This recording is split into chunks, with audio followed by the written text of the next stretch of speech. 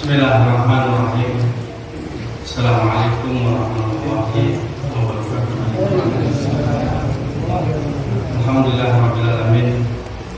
Wassalatu wassalamu ala nabiyyil karim Muhammad bin Abdullah sallallahu alaihi wasallam. Asyhadu an la ilaha illallah wahdahu la syarika lah wa asyhadu anna Muhammadan abduhu wa rasuluh sallallahu alaihi wa ala alihi wa sahbihi wa tabi'in wa tabi'it tabi'in wa man tabi'ahum bi ihsanin ila yaumiddin. Ya ayyuhalladzina amanu taqullaha haqqa tuqatih wa la tamutunna illa wa antum muslimun. Ya ayyuhan nasu taqu rabbakum alladzi khalaqakum min nafsin wahidah wa khalaqa minha zawjaha wa batha minhuma rijalan katsiran wa nisaa'a wattaqullaha alladzi tasaaluna bihi wal arham innallaha kana 'alaikum raqiba. Ya ayyuhalladzina amanu taqullaha wa qulu qawlan sadida yuslih lakum a'malakum wa yaghfir lakum dhunubakum wa may yuti'illaha wa rasulahu faqad faza fawzan 'azima. Fa inna asdaqal hadithi kitabullah wa khairul huda huda Muhammad sallallahu alaihi wa ala alihi wasallam. Syarrul umuri muhdatsatuha fa inna kulla muhdatsatin bid'ah wa kulla bid'atin dhalalah wa kulla dhalalatin finnar. Ikhwan fid din rahimakumullah. Setelah kita sudah membahas tentang beberapa permasalahan di dalam kaifiyah salat kita pada kitab Sifat Salat Nabi yang ditulis oleh Syekh Al-Albani, beliau mengumpulkan beberapa permasalahan-permasalahan yang ada, baik permasalahan itu menyoroti tentang adanya perbedaan di kalangan para sahabat Nabi radhiyallahu anhum ajma'in, baik juga adanya perbedaan di kalangan para imam madhab, dan baik juga adanya perbedaan di kalangan para ulama-ulama mutaakhirin tentang menyikapi adanya beberapa keterangan masalah setiap gerakan dan bacaan sholat harus yang mana yang diambilnya. Contoh perbedaan di antara para sahabat Nabi radhiyallahu anhum ajma'in ketika ada satu riwayat yang riwayat itu diragukan oleh Syekhul Albani bahwa itu datangnya betul dari Ibnu Mas'ud. Saat Nabi alaihi salatu wasallam wafat, maka Ibnu Mas'ud berusaha untuk berijtihad. Riwayat ini disampaikan oleh Al-Bukhari, yang Al-Bukhari itu dilemahkan oleh Syekhul Albani. Kata Ibnu Mas'ud bahwasanya saat seseorang mengatakan kalimat salam kepada Nabi di dalam tasyahud, maka kalau nabinya ada bacaan tasyahud itu tidak ada perbedaan, kita katakan assalamu alaika ayyuhan Nabi. Akan tetapi ketika nabinya sudah tidak ada, sudah wafat, maka Ibnu Mas'ud dikatakan berijtihad atas nama dirinya sendiri, menggantinya assalamu alaika itu dengan kata-kata assalamu ala nabi, karena nabinya sudah wafat. Kalau assalamu alaika itu adalah nabi yang masih hidup, semoga keselamatan untuk engkau wahai Nabi. Tetapi ketika nabinya sudah wafat, maka kata gantinya tidak objek penderita, kata ganti orang kedua, tapi orang ketiga. Beberapa permasalahan yang muncul di kalangan para sahabat mereka berbeda pendapat di dalam masalah-masalah hukum. Ali bin Abi Thalib radhiyallahu anhu berbeda pendapat dengan Muawiyah bin Abi Sufyan. Perbedaan pendapat di kalangan para sahabat. Ali berusaha untuk mengatakan perlunya prioritas agar menghadirkan kekuasaan terlebih dahulu sebelum menghadirkan siapa pembunuh Utsman. Akan tetapi Muawiyah bin Abi Sufyan sebagai sepupu dari Utsman ibn Affan mengatakan bahwasanya skala prioritas yang harus didahulukan adalah menghadirkan siapa pembunuh Utsman ibn Affan. Berbeda pendapat di kalangan para sahabat. Akan tetapi perbedaan pandangan, adanya perbedaan pendapat di kalangan para sahabat itu perbedaannya bukan perbedaan yang didorong semata-mata oleh bawaan hawa nafsu. Ketika orang zaman sekarang berbeda pendapat, maka adanya menyertakan keinginan hawa nafsunya untuk diutamakan daripada mengutamakan dalil. Karena pengaruh apa saja orang bisa bertolak dan meninggalkan dalil, kemudian berpegang dengan kekuatan rohiyunya. Yang ini justru mengkhawatirkan.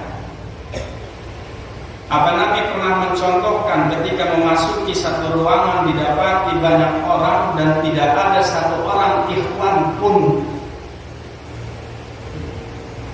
adanya akhwat semua, maka ucapannya assalamualaikum.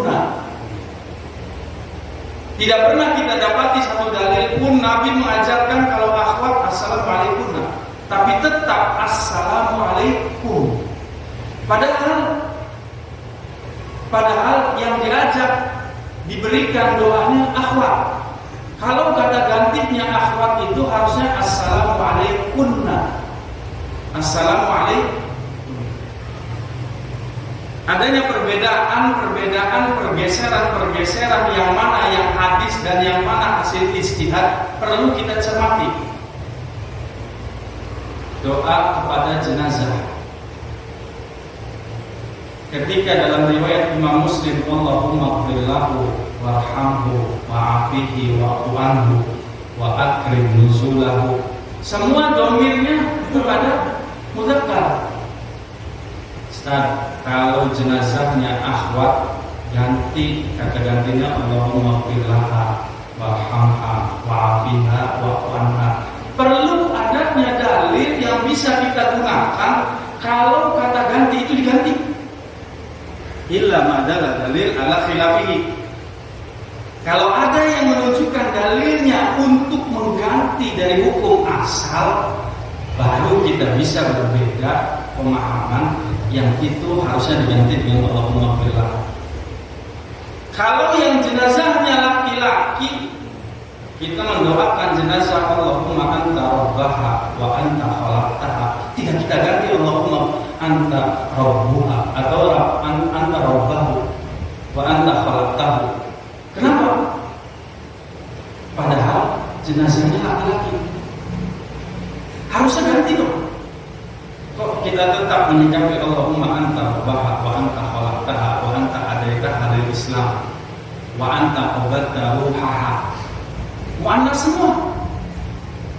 Maka ikhwan fiddin rahimakumullah, adanya perbedaan di kalangan para sahabat itu tidak menjadi serta-merta kita menyikapi bahwa tuh para sahabat juga berbeda. Di antara mereka ketika berbeda pendapat, mereka lebih mengutamakan dalil daripada pendapat dirinya sendiri.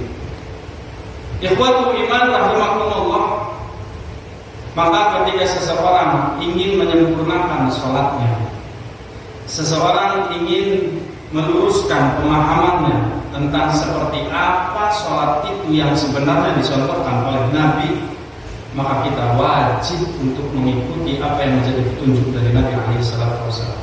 Beliau mengatakan, "Shallu kama ra'aitumuni." Di dalam satu buah surat An-Nisa ayat 65, kalau seseorang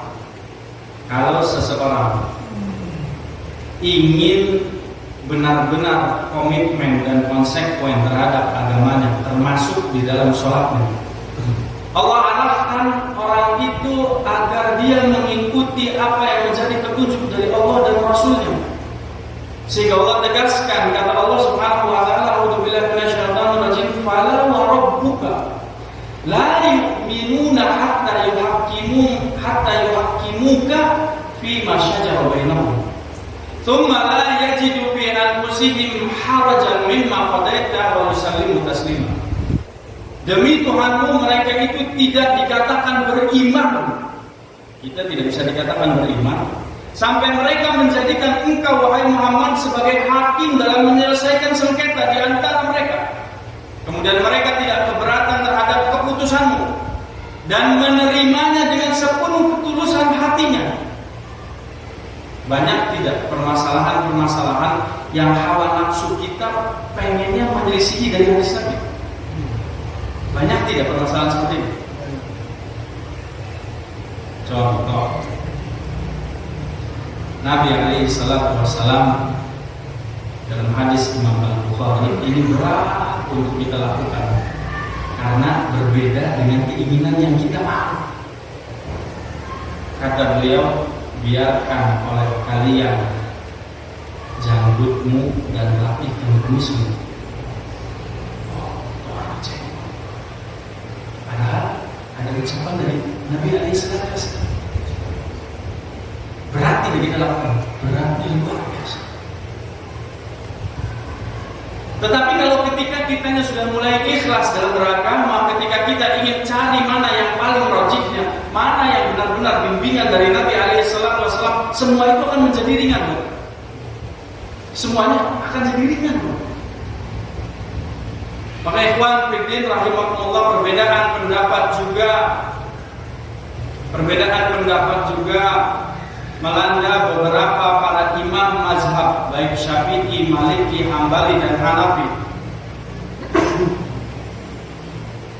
Kalau kita sudah melewati kajian tentang bagaimana posisi tangan kita saat kita sholat, tangan kanan berada di atas tangan kiri kita. Kalau kita sudah melewati seperti apa seseorang ketika ingin bertakbir, harusnya tangan itu berada di atas bahunya atau di bawah daun telinganya. Kalau kita sudah melewati tentang bagaimana arahan pandangan saat orang dia melakukan sholat, maka matanya harus mengarahkan ke tempat sujudnya. Kalau kita sudah melewati tentang masalah kapan mengatakan kata-kata takbir ketika dia ingin memulai sholatnya, apakah dia boleh berbarengan dengan kata-katanya Allahu Akbar beserta gerakannya, ataukah gerakannya terlebih dahulu baru kata-kata takbirnya, ataukah takbir terlebih dahulu baru gerakannya? Maka itu sudah kita lewati, semuanya disyariatkan dan dicontohkan oleh Nabi SAW. Kemudian ikhwan fillah rahimakumullah, kita sudah masuk di dalam pembahasan tentang masalah doa-doa iftitah. Doa-doa iftitah. Ketika kita sudah membahas sampai sudah 8 doa iftitah, tandanya juga sudah tetap anak batasi. Maka contoh doa iftitah yang ke-9 diriwayatkan dalam hadis Imam Al-Bukhari. Dalam hadis Imam Al-Bukhari, yang mana kita paling jarang untuk melakukan doa dan bacaan doa iftitah ini karena doanya cukup panjang. Dan sunnah ini sudah hampir hilang, kita tinggalkan, jarang ada yang mengamalkannya. Kita lebih suka dengan bacaan-bacaan yang ringan, yang ringkas, yang pendek, yang mudah untuk dihafal. Tetapi sunnah-sunnah Nabi alaihi salatu wasallam yang panjang, yang berat untuk kita kuasai hafalannya, maka sunnah itu lambat laun semakin hari semakin kita tinggalkan. Jarang ada yang mau menghidupkannya. Padahal kalau kita menghidupkan beberapa sunnah-sunnah Nabi, kita berharap saat kita menghidupkan sunnah-sunnah Nabi yang orang sudah jarang sekali menghidupkannya, kita berharap saat itu Nabi memberikan syafaat kepada kita sekali. Contoh doa iftitah yang ke-9, beliau pernah ajarkan dalam hadis Imam Al-Bukhari. Kata Nabi alaihi salatu wasallam, apabila di antara kalian ingin melakukan sholat kemudian memulai dengan doa iftitahnya, maka bacalah Allahumma lakal hamdu anta nurus samawati wal ardh wa man fihinna wa lakal hamdu anta qayyimus samawati wal ardh wa man fihinna wa lakal hamdu anta malikus samawati wal ardh wa man fihinna wa lakal hamdu antal haq wa wa'dukal haq wa qawluka haq wa liqa'uka haq wal jannatu haq wan naru haq was sa'atu haq wan nabiyyuna haq wa muhammadun haq. Kemudian disambung Allahumma laka aslamtu wa alaika tawakkaltu wa bika amantu wa ilaika anabtu wa bika qasamtu wa ilaika hakamtu faghfir li ma qaddamtu wa ma asrartu wa ma a'lantu wa ma a'lantu antal muqaddim wa antal muakhir la ilaha illa anta wa la haula wa la quwwata illa billah. Pertanyaannya, ada berapa persen dari kalangan kaum muslimin yang mau menghidupkan sunnah doa bacaan iftitah yang panjang seperti itu? Sedangkan umatnya Nabi Muhammad SAW yang beragama Islam tidak kurang di muka bumi ini ada 2 miliar. Umat Nabi Muhammad yang beragama Islam, kalau kita sensus penduduk di muka bumi itu yang beragama Islam kurang lebihnya 2 miliar. Dari 5 miliar atau 7 miliar penduduk di muka bumi, yang 2 miliarnya kaum muslimin. Berapa persen orang-orang yang suka untuk menghidupkan sunnah Nabi SAW yang cukup panjang bacaan? Kita pengennya Allahu Akbar kabira walhamdulillahi katsira wa subhanallah bukratan wa asila selesai. Dan itu masuk. Itu cukup disyariatkan. Kalau doa bacaan iftitah yang panjang-panjang kita tidak termotivasi untuk menghafalnya, setelah kita hafal kita tidak termotivasi untuk menghidupkannya, tetapi kita berharap ingin mendapatkan syafaatnya, maka kita khawatir kita tidak dikenali oleh Nabi SAW sebagai umatnya, karena kita masih pilih-pilih. Kalau kita tidak mau baca ketika kita bermakmum di belakang imam, kita coba hidupkan bacaan iftitah yang panjang ini saat kita sholat munfarid, saat kita sholat malam. Kita baca doa yang ini. Ini nih jarang anak baca, bacanya yang itu terus. Allahumma ba'id baini wa baina. Baca lagi itu lagi, baca lagi itu lagi. Ini wajahku wajhiyah, tidak ada yang bacanya. Karena membutuhkan hafalan yang kuat untuk mengingatnya, malas untuk mendalamkannya ketika sudah hafal. Betul. Coba kalau antum sudah terbiasa menghidupkan sholatul lail, sholat malam, prioritinya surat-surat yang dibaca di dalam sholat kita lebih tertarik di surat-surat yang pada masuk 30 di juz akhir atau di juz awal. Kita lebih sering berkutat di bacaan Al-Fatihah. Betul. Al-Qumut biar cepat selesai 11 rakaatnya. Bangunnya sudah berat luar biasa, matanya ngantuk. Sudah bisa berdiri qiyam, ingin qiyam mulai milih-milih Allahu Akbar yang pendek-pendek di dalam hati sudah teringat gitu. Asa idza zulzilat terus sampai ke surat Anas selesai 11 rakaat. Kita suka tidak tertarik dengan surat-surat yang agak panjang. 2 rakaat An-Naba, amma yatasaalun anin nabail adzim. Baru sedikit kakinya sudah tidak terbiasa membaca surat-surat panjang. Pengennya yang pendek-pendek terus dari TK. Dari mulai kecil kita membacanya, menghafalnya surat-surat pendek, motivasi untuk tahfidnya juga berat. Sudah hafal tidak diulang-ulang. Akhirnya pengen baca la uqsimu bihadzal balad, bacanya keliru. La uqsimu biyaumil qiyamah. Ya Allah, yang ini anak belum apa. Balik lagi la uqsimu bihadzal balad.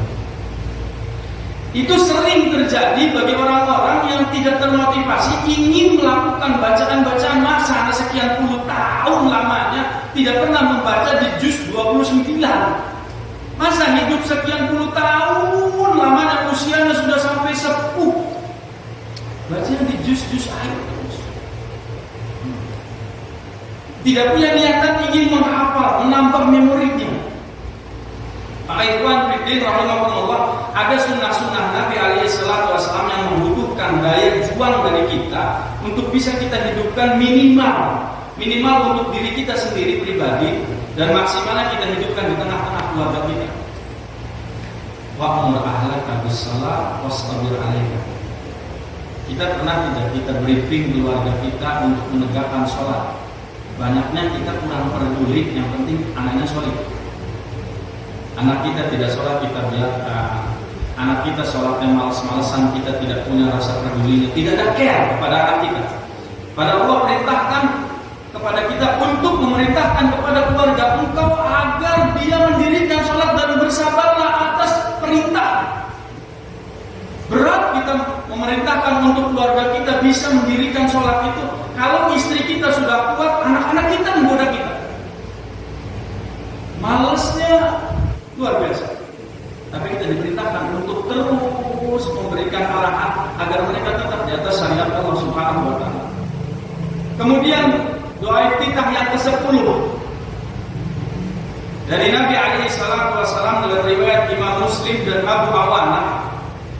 Beliau mencontohkan bahwasanya doa-doa iftitah, kata Nabi alaihi salatu wasallam, beliau pernah mencontohkan Allahumma rabb Jibril wa Mikail wa Israil fatir as-samawati wal ard alimal ghaibi wasyahadah anta tahkumu baina ibadik fima kanu fihi yakhtalifun ihdini lima ikhtalafa fihi minal haqqi bi'idnik innaka tahdi man tasha'u ila siratal mustaqim. Puasa panjang-panjang ya, ternyata dari kita tapi perlu kita hafal satu-satu, kita hidupkan, memanfaatkan peluang waktu ketika senggang buka, daripada lihat Android yang terus-menerus mancing nafsu kita untuk mengikuti. Buka kitab, buka apa yang menjadi amalan-amalan kita. Yang ke-11, terkadang beliau membaca Allahu Akbar 10 kali iftitah. Jadi kita iftitah Allahu Akbar 10 kali, Alhamdulillah 10 kali, Subhanallah 10 kali, La ilaha illallah 10 kali, Astagfirullah 10 kali. Jadi 5 bacaan. Subhanallah diikuti pertamanya Allahu Akbar 10 kali, Alhamdulillah 10 kali, Subhanallah 10 kali, La ilaha illallah 10 kali, Astagfirullah 10 kali. Jadi 50 bacaan tapi seperti zikir. 50 bacaan seperti zikir. Yang ke-11 ada 12 contoh bacaan. Tadi ada 10 kali semua. Yang ke-11 Allahumma gfirli wahdini warzuqni.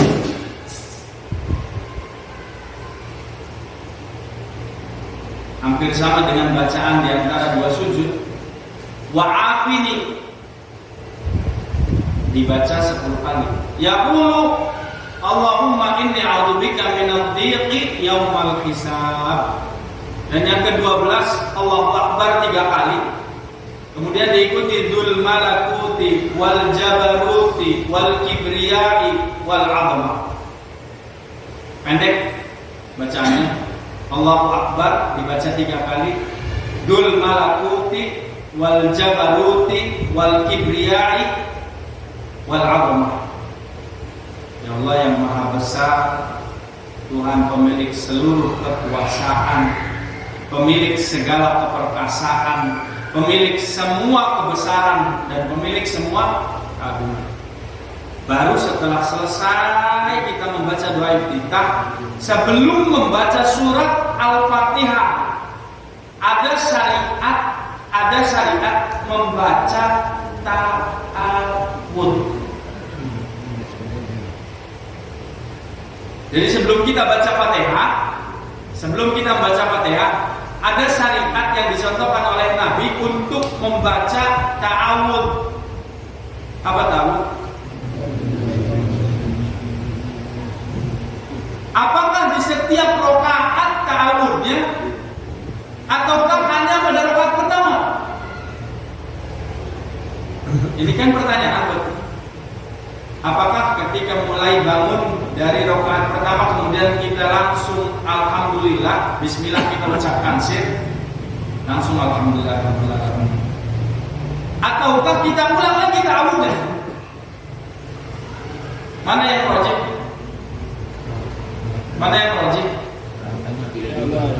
Satu kali. Yang wajib satu kali. Hanya pada rakaat pertama saja. Tetapi contoh bacaan ta'awudnya ada 3. Selama ini kita tahu ta'awud A'udzubillahi minasyaitonir rajim. Selesai kan? Ada riwayat dari Imam Abu Dawud, Ibnu Majah bahwa Nabi SAW ketika beliau memulai baca Fatihahnya pada rakaat yang pertama beliau mencontohkan ta'awudnya A'udzubillahi minasyaitonir rajim min hamzihi wa nafthihi wa nafthihi. A'udzubillahi minasyaitonir rajim min hamzihi wa nafthihi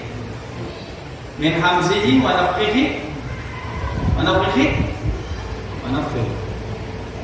A'udzubillahi minasyaitonir rajim min hamzihi wa nafthihi wa nafthihi. A'udzubillahi minasyaitonir rajim min hamzihi wa nafthihi wa nafthihi. Tetapi Imam Hasan Al-Basri beliau berpendapat bahwa ta'awud itu diperlukan dibaca pada setiap rakaat. Imam Hasan Al-Basri seorang tabi'in, ketika Umar bin Khattab wafat, Imam Hasan Al-Basri lahir. Jadi generasi tabi'in, tapi tabi'innya tabi'in senior.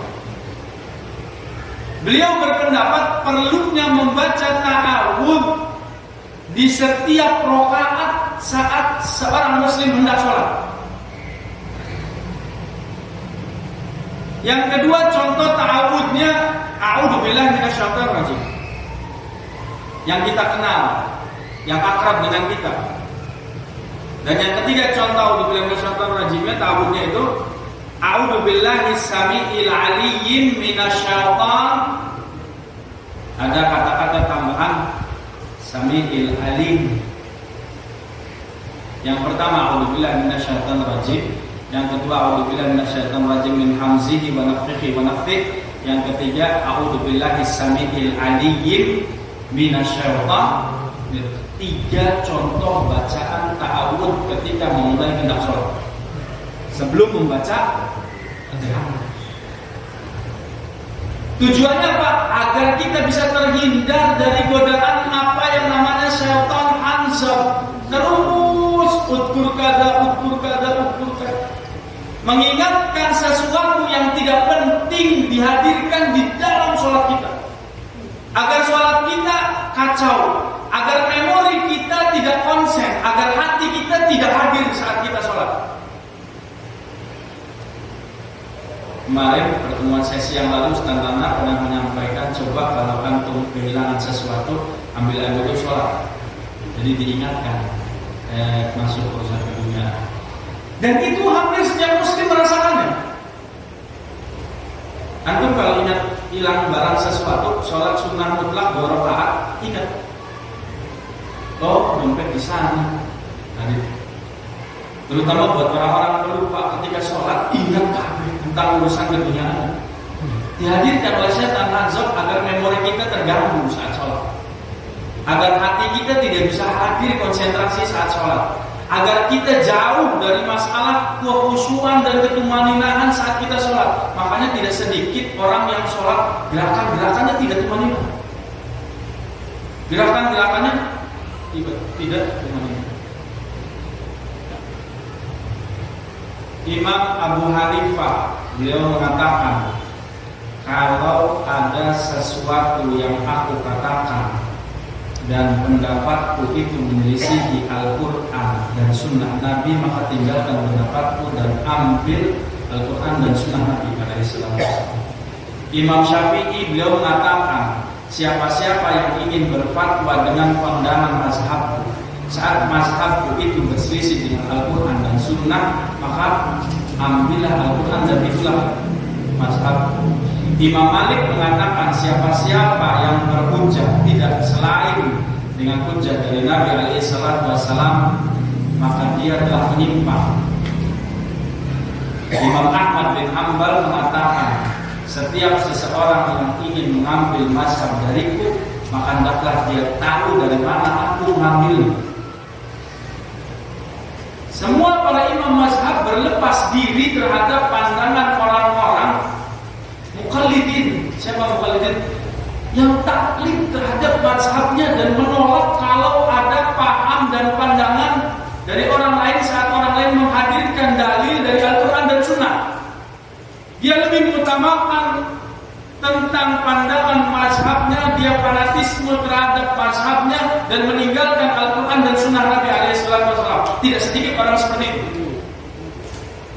Maka ikhwan fiddin rahimakumullah, kalau kita mau komitmen terhadap agama kita, kalau kita mau jujur terhadap pandangan agama yang paling wajib, tidak ada satu mazhab pun yang menyelisih dari 4-5 mazhab dari Al-Quran dan Sunnah. Karena semua para imam berlepas diri terhadap pengikutnya yang mengikuti pandangannya, mengikuti penilaian mazhabnya. Kalau dia terus muqallid, taklid terhadap pandangan para imam. Setelah itu, selesai membaca ta'awud, seorang muslim saat dia mau sholat, dia wajib membaca basmalah sebelum membaca Al-Fatihah. Perbedaan pendapat di antara kalangan para imam mazhab hanya terkait masalah sir dan jaharnya, bukan masalah dibaca atau tidaknya. Kita harus sikapi secara dewasa. Di antara pandangan Imam Ahmad bin Hanbal mengatakan lazimnya, wajibnya seseorang menyembunyikan bacaannya, mensirkan bacaannya ketika mengucapkan basmalah dan memulai Al-Fatihah itu dengan menjaharkan hamdalah. Sedangkan Imam Syafi'i berpandangan bahwasanya wajib menjaharkan basmalah sebelum membaca Al-Fatihah. Makanya kalau antum perhatikan Abdurrahman As-Sudais, Imam Haram, ketika diminta untuk mengimami di Masjid Istiqlal, basmalahnya dijalankan karena dia tahu persis Indonesia Syafi'iyah. Sudais ini direktur utama Haramain yang setiap saat ketika sholat memimpin di Masjidil Haram atau Masjid Nabawi selalu sir basmalah, tidak pernah jahat. Diawali dengan alhamdulillahirabbil alamin. Tetapi ketika di Istiqlal, beliau tahu bahwa Indonesia ini Syafi'iyah. Jadi beliau menjaharkan bacaan basmalahnya. Beliau menjaharkan bacaan basmalah. Maka jangan kita berikhtilaf di kalangan kita, antum kok basmalahnya tidak terdengar, antum kok basmalahnya dijaharkan. Berarti kita belum luas pandangan pemahaman agamanya tentang perbedaan pandangan di kalangan para ulama. Yang jahar ada dalil, yang sir ada dalil. Kita cari yang paling rajihnya, ternyata yang sir. Selesai. Jangan terus kita berikhtilaf tentang masalah jaharnya bismillah dan sirnya bismillah. Selesai membaca basmalah, yang mau jahar ikut dengan pandangannya fadhol, yakini dengan sisi pendalilannya.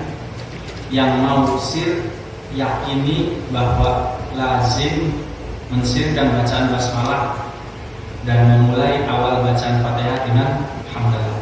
Makanya Al-Fatihah itu dikatakan sab'un mathani, 7 ayat yang diulang-ulang. 7 ayat yang diulang. Kemudian membaca Al-Fatihah. Di sini banyak sudah mulai polemik saat membaca Al-Fatihah. Apakah makmum di belakang imam ikut membaca Fatihah saat sholat jahriyah maghrib dan imam membaca Fatihah? Bagaimana posisi makmum di belakang? Bagaimana posisi makmum di belakang? Kalau Al-Fatihahnya kita sudah tegas, kita sudah jelas. Kemarin Ustaz Data sudah menjelaskan secara detail tentang adanya dialog seorang hamba dengan Allah Ta'ala saat membaca Al-Fatihah. Alhamdulillahirrahmanirrahim, hamadani abdi, ar-rahmanirrahim, atna alayya abdi, maliki yaumiddin, majjadani abdi, iyyaka na'budu wa iyyaka nasta'in, hadza firaqu baini wa baina abdi, hadza baina abdi wa baini wa baina abdi, ihdinas siratal mustaqim wa li abdi ma sa'ala. Apa yang diminta akan aku beri, kata Allah. Itu udah selesai. Yang menjadi permasalahan buat kita, apakah seorang makmum ketika berada di belakang imam wajib membaca Al-Fatihah yang sholat jahriyahnya, atau yang sholatnya itu jahriyah, sholatnya itu dikeraskan bacanya, atau tidak? Kita lihat beberapa nasikh mansuknya di dalam hadisnya.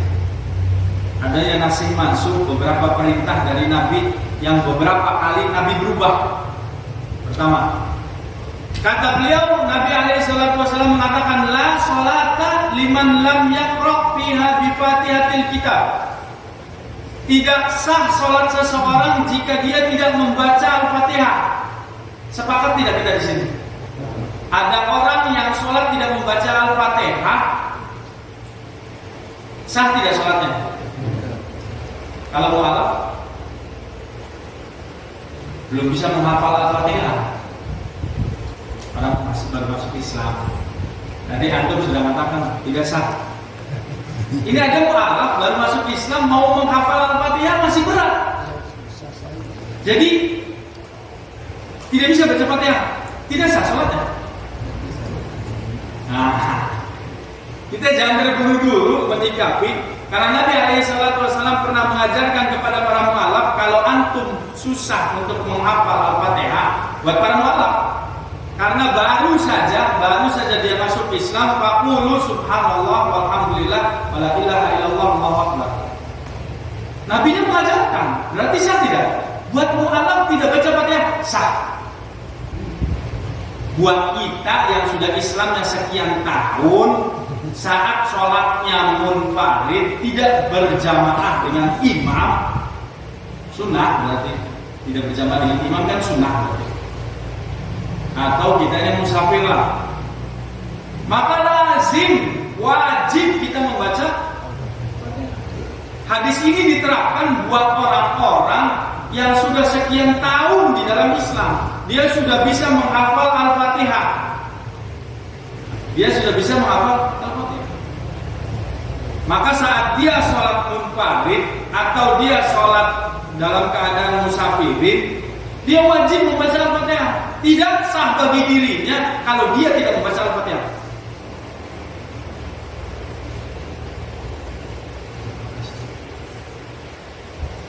Yang kedua, kita cermati.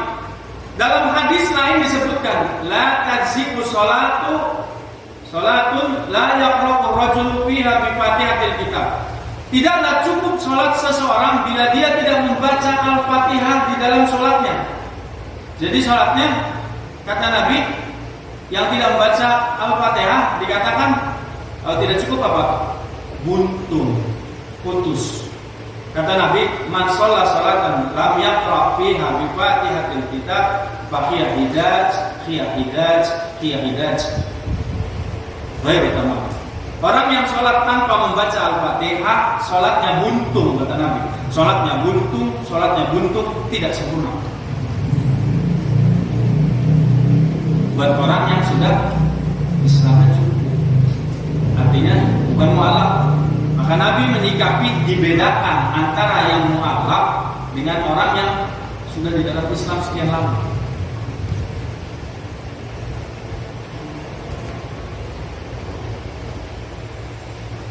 Ikhwatu iman rahimakumullah. Kata Nabi alaihi salatu wasallam bahwasanya Al-Fatihah itu beliau jelaskan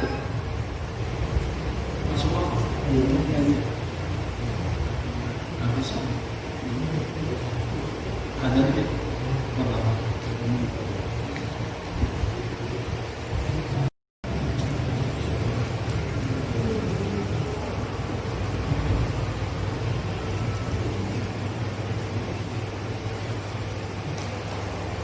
Kita lanjut sebentar.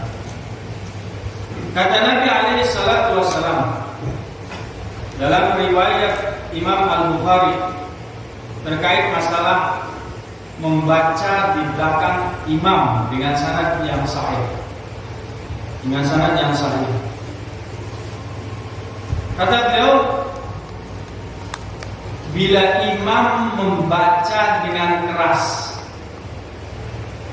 maka makmum tidak ikut membacanya. Anda ulangi, bila imam membaca dengan keras, maka makmum tidak membacanya. Kata beliau, la'allakum taqra'una khalfa imamikum. Qulna na'am. Haddan ya Rasulullah. Qala la taf'alu illa an yaqra'a ahadukum bi Fatihatil kitab fa innahu la salata liman lam yaqra' biha.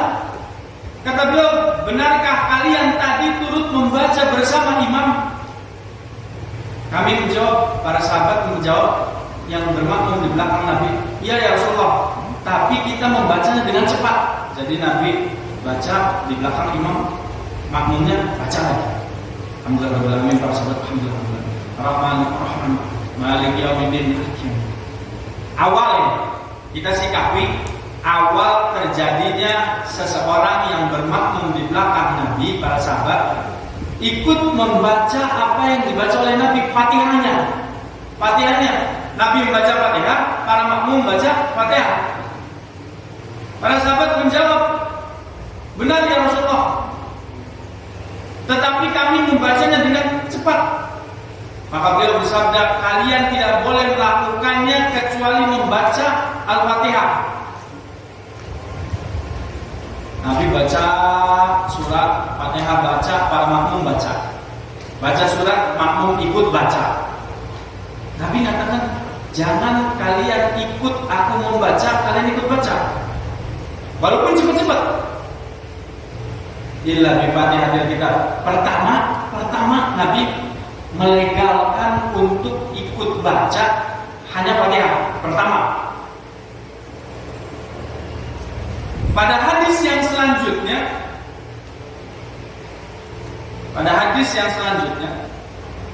waktu berlalu, maka Nabi alaihi salatu wasallam menyikapinya agak berbeda. Kata beliau, hal qara'a ma'i minkum ahadan anifan. Faqala rajul, na'am ana ya Rasulullah. Faqala inni aqulu ma li unazi'. Qala Abu Hurairah, fantahan nas 'anil qira'ati ma'a Rasulullah sallallahu alaihi wa alihi wasallam bima jahara fihi Rasulullah sallallahu alaihi wasallam bil qira'ati hina sami'u dzalika min Rasulullah. Adakah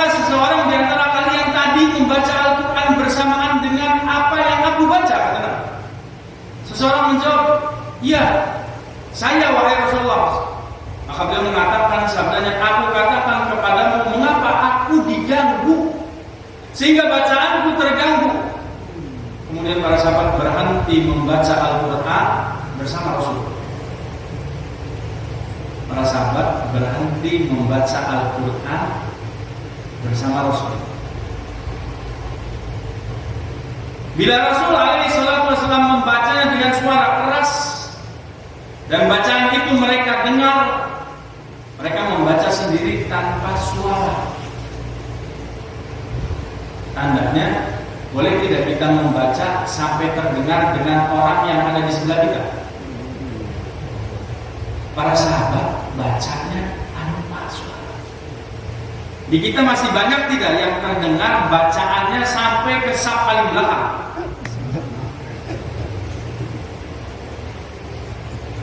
Ini para sahabat radhiyallahu anhum ajma'in menjaga benar-benar agar dia tidak diganggu dan dia tidak mengganggu.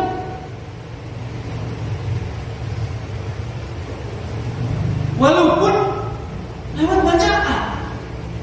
Karena dalam satu keterangan lain, innal musalli yunaji rabbahu, sesungguhnya seseorang yang sholat itu sedang bermunajat, sedang berdialog dengan Tuhannya, dengan Allah Subhanahu wa taala. Maka ketika itu Nabi alaihi salatu wasallam mengatakan, innama ju'ilal imam liyuktama bih. Sesungguhnya imam itu dijadikan untuk kalian agar diikuti. Fa idza kabbara fakabbir. Kalau imam itu takbir, baru kita ikut takbir. Jangan balapan.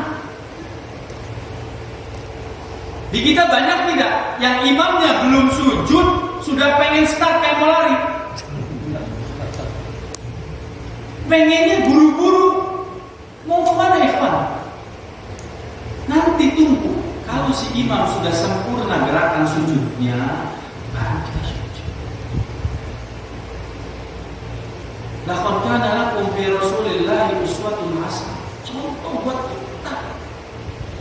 Para imam salafus saleh ketika beliau mencontohkan Nabi alaihi salatu wasallam berusaha untuk mengarahkan para sahabat mengarahkan kepada para tabi'in mengarahkan kepada tabi'ut tabi'in, para salaful ummah pendahulu kita, agar kita tidak salah memahaminya dengan pemahaman mereka, dengan gerakan contoh sholat mereka, agar kita tidak salah persepsi. Mereka contohkan dengan pemahaman yang mereka gali dengan hadis-hadisnya, mereka teliti sampai pada manuskripnya. Syekhul Albani meneliti hadis itu tidak saja pada kitab-kitab hadisnya, tapi manuskrip, lembaran-lembaran, suhuf beliau teliti terus. Jadi sungguh luar biasa ada orang yang kalau berani untuk melemahkan Syekh Albani tanpa ada sisi pendalilan yang jelas. Syekh Albani juga kan manusia. Waliyahulillah, antum gimana Syekh Albani gimana?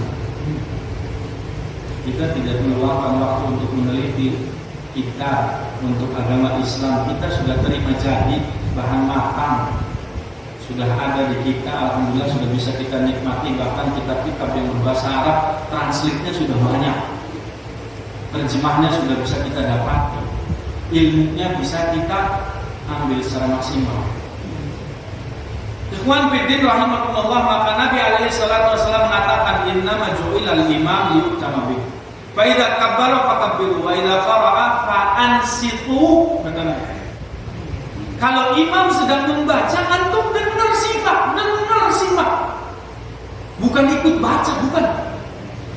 Kalau sholat jahriyah, imam baca dengan jahar, kita ikut dengar bacaannya, dan bacaan imam merupakan bacaan makmum. Bacaan imam merupakan bacaan makmum. Kalau kita mau ikut bacaan imam sedangkan kita ya pas bandrol, imam bacanya di tengah-tengah Al-Quran, apa kita mau ikut baca?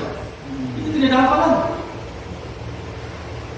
Kalau sholat jahriyah, ketika sholatnya sirriyah, baru kita juga diperintahkan untuk membaca Al-Fatihahnya masing-masing. Ketika sirriyah, kalau jahriyah cukup imam. Tidak perlu kita ikut baca lagi. Karena Nabi menegurnya beberapa tahapan. Ketika pertama semua para sahabatnya ikut baca, kata Nabi, jangan kalian ikut baca kecuali Fatihah. Saat masih ada yang baca Fatihah, Nabi masih terganggu bacaan Fatihahnya, kata Nabi, jangan kalian membaca Fatihah. Kemudian Nabi tegaskan, ju'ilal imam liyu'tamma bih. Dijadikan imam untuk kalian agar diikuti. Faidah kabiru fakabiru faidah qara'a fa'ansitu. Ikhwan fillah rahimakumullah, barangkali pada batasan yang ini diamnya makmum untuk mendengarkan merupakan kesempurnaan bermakmum di belakang imam adalah batasan kajian kita kali ini. Semoga ada manfaatnya. Barangkali ada hal yang perlu ditanyakan oleh tafadhol alaikum, dan barangkali ada hal yang perlu disempurnakan. Anak tidak menutup diri untuk menyempurnakan apa yang kurang dari diri oleh tafadhol. Kalau tidak ada, kita langsung. Khusus Al-Fatihah. Setelah imam baca Al-Fatihah, يجوز أن يبدأ بالإقامة والفاتحة. setelah kita baca Al-Fatihah, kita baca Al-Fatihah sirra. Ana dengar dari para ulama seperti itu. Mendapat antum bagaimana Ustaz? Anak tidak punya pendapat, tetapi anak ikut kepada hadis. Ulama juga ikut kepada hadis. Ini hadisnya jelas. Riwayatnya diriwayatkan oleh Ibnu Abi Syaibah, Abu Dawud, Muslim, dan Abu Awana. 4 perawi hadis mengatakan, kata Nabi SAW, inna maju'ilal imam liyu'tamma bih. Wa idza kabbara fakabbir. Wa idza qara'a fa'ansitu, kata Nabi.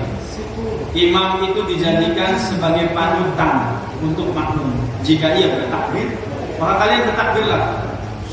Jika imam membaca, maka kalian simaklah bacaannya. Fa'ansitu, kalau simak berarti tidak ikut baca. Ansit sama ketika satu keterangan Jum'ah, apabila imam sudah naik di atas mimbar, fala yatakallam fa'ansitu, ya, janganlah kalian berbicara atau mengatakan atau memberikan isyarat dengan tangan dan dengan kepala, au asyara biyadi au biraqsi. Faman yatakallam faqad lawa. Itu hadis sahih. Nah, tapi kalau misalnya ini fa'ansik, itu tidak boleh baca Al-Fatihah setelah imam sudah baca Al-Fatihah. Jadi kita baca bersuara karena kita terganggu imam sama yang sebelah kita. Jadi kita dengan cara yang penting lidah kita sama lidah kita dengar. Seperti itu tidak sama. Anak tambahkan satu keterangan hadis dari Qutni, Ibnu Majah, dan At-Tahawi serta Imam Ahmad. Kata Nabi SAW, man kana lahu imam, barang siapa sholat mengikuti imam, fa qiraatul imam lahu qiraah. Coba perhatikan hadisnya. Man kana lahu imam, fa qiraatul imam lahu qiraah. Siapa yang sholat mengikuti imam, berarti berjamaah tidak? Mengikuti imam kan? Maka bacaan imam telah menjadi bacaannya juga. Bacaan imam telah menjadi. Ana tidak berpendapat, Ana ikuti aja. Hadisnya jelas, sahih periwayatannya. Maka ketika kita beragama, jangan kita menghadirkan keinginan kita dengan ro'yu. Kalau ada keterangannya, hadisnya, semua imam mazhab mengatakan tidak ada satu pendapat pun dari diriku yang kalau pendapat itu menyelisih Al-Quran dan Sunnah untuk kalian ikuti. Semua imam, Syafi'i, Maliki, Hambali, Hanafi, berlepas diri kepada para pengikutnya yang terlalu fanatisme terhadap mazhabnya.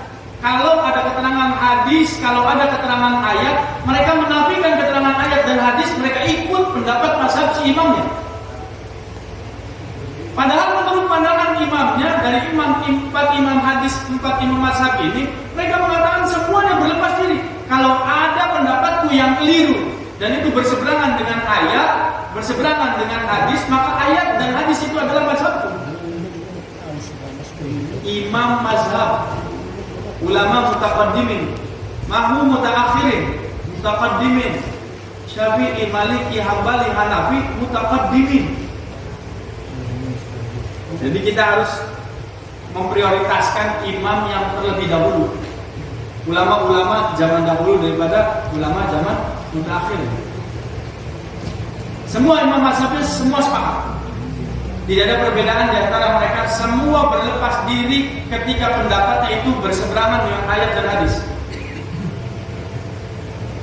Artinya kita perlu pandangan para salaful ummah. Kita perlu memahami apa yang butuh kita pahami dari pandangan mereka agar tidak salah persepsi. Mereka memberikan arahannya supaya kitanya jelas memahami. Kita cukupkan kajian kita, waktu sudah 50 detik lagi. Subhanallahumma bihamdik, asyhadu an la ilaha illa anta, astaghfiruka wa atubu ilaik. Wa akhiru da'wana alhamdulillahi rabbil alamin wa lakum minkum. Assalamualaikum warahmatullahi wabarakatuh.